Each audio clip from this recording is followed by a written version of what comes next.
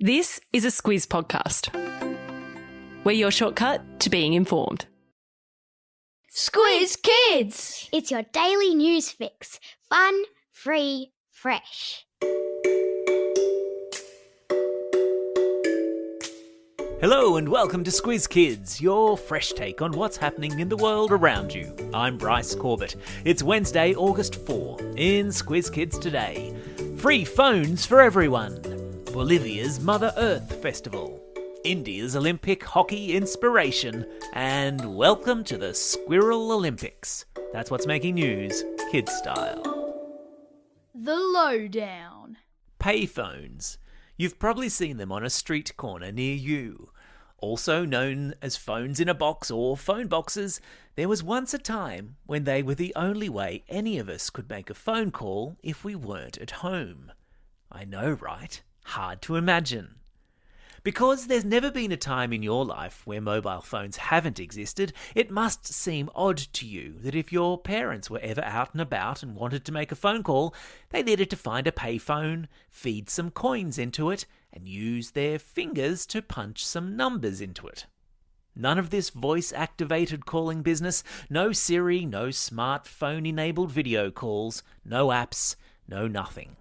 And while you might have thought that a phone that was stuck to one place and couldn't be slipped into your pocket was of no use to you whatsoever, the company responsible for phone boxes, Telstra, yesterday announced that all calls from its 15,000 payphones around the country would, from now on, be free.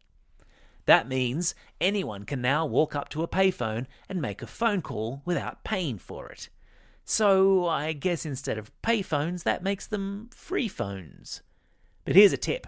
You're going to need to know the phone number, because payphones don't store everyone's contacts like a mobile phone does. So now would be a good time to memorize the important phone numbers in your life, or invest in a Rolodex. What's a Rolodex? Oh dear, we're going to be here all day, aren't we?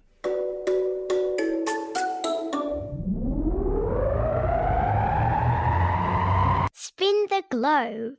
Each day we give the world globe a spin and find a news story from wherever it stops. And today we've landed in Bolivia, in South America, where locals are burying their dinner in the ground and spilling their drinks on the floor. It's all a part of a festival called the Pachamama. Now what or who in the world is Pachamama, I hear you ask? Translated from the local indigenous languages, Pachamama means Mother Earth. For centuries, people living in the Andes, which is the highest mountain range in South America, have worshipped Pachamama. And in the month of August, which is the coldest of the year, it's a time when people want to be on very good terms with Mother Nature to keep themselves, their crops, and their farm animals healthy and protected. So they burn special fires, make offerings, and cook special foods, being sure to bury a serving for Pachamama before eating for themselves. Some people also perform a daily ritual of spilling a little of their drink onto the floor before drinking it, just a little bit for Pachamama. They take care of Mother Earth so that Mother Earth takes care of them, which is great, but I'd hate to be the one in charge of keeping the floor clean in August. Sport time! So much Olympic action, so many medals up for grabs, and so many excellent Aussie athletes doing us proud. It's hard to know where to look, right? Which is why our attention today has fallen on the captain of the Indian women's hockey team. Yesterday, India beat Australia's team, the Hockeyroos, 1-0, which on the face of it was not so great for us Aussies, but have a listen to the story of Rani Rampal, the Indian women's team captain, and then see how you feel. She was so poor growing up that her family were lucky if they had 2 meals a day. They lived in a wooden shack in a slum next to a hockey academy, and Rani spent hours as a child watching teams train. Her parents couldn't afford a hockey stick, so she found a broken one and trained herself. She couldn't afford a uniform, wasn't able to afford the drink of milk that every player needed each day, and when she made the team as a teenager and they won their first competition, she took the $9 in prize money home to her parents. Her father had never held that much money in his hands before. Now she will lead her country into the hockey semi-finals at an Olympic Games. Oh, and her parents will watch her on the television in the house that she bought for them. And that's why the Olympics are remarkable. Animal Kingdom. You think you've watched every high-stakes Olympic event possible? Think again. I'm going to bet you haven't yet sat down to watch who wins the gold medal in the Squirrel Olympics. Yes, you heard right, the Squirrel Olympics. As their name suggests, this is an event that features the cutest critters that ever had a fluffy tail put on them, taking on an obstacle course built in the backyard by English Olympics fan Steve Barley. The squirrels have to jump over hurdles, clamber through a mini swimming pool, and dangle precariously on a high wire to get to a bunch of nuts waiting for them at the end of the course that Steve has built in his backyard. Steve spends hours hanging out of his bedroom window, making videos of the sporty squirrels. And the result can very happily be found in the very entertaining video in your episode notes today. You're welcome. Time for the quiz. This is the part of the podcast where you get to test how well you've been listening. Question number 1. On which continent, where the Pachamama festival is being celebrated, is the Andes mountain range? That's right, it's South America. Question number 2. Rani Rampal is the captain of the women's hockey team from which country? Yeah, she's from India. Question number 3. What sort of tree-dwelling critters are being put through a backyard Olympic obstacle course in England? Yeah, that's right, they're squirrels.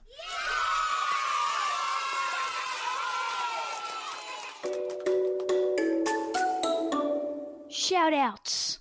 It's August 4, National Aboriginal and Torres Strait Islander Children's Day. The motto of this year's day is, proud in culture, strong in spirit. It's also the birthday of former US President Barack Obama, former royal Meghan Markle, and the current Queen of Pop, Jess Mauboy. It's also a special day for these Squiz kids celebrating a birthday today. William from Albany Creek, Sam from Kempsey, Jackson from Ashtonfield, Sasha from Blacktown, Angus from Woodhill, Austin from Sydney, Manon from North Balgala, and Michaela and Jock from Rydalmere.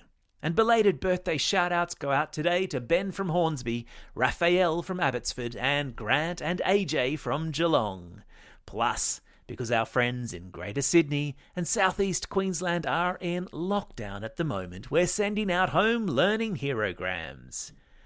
4C from Leichhardt Public School want to thank Mrs. Carey for making the morning Zoom such good fun. Amelia in 2J at Cronulla South Public School in Sydney sends a herogram to all the grade 2 teachers at her school, Mr. Jarman, Mrs. Granger, Ms. Pryor and Ms. Collins.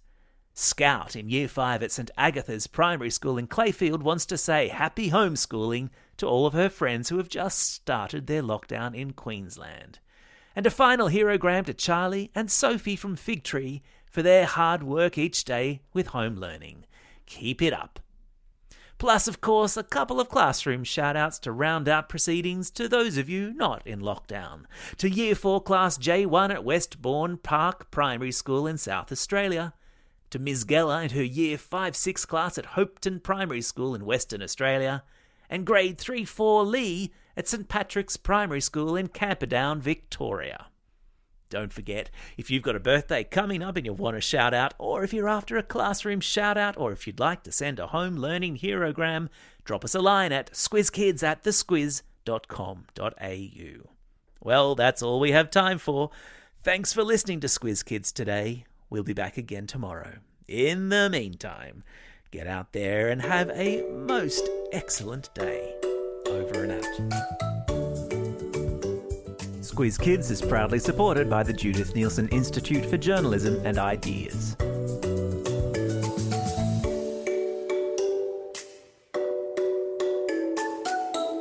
Squiz Kids! It's your daily news fix. Fun, free, fresh.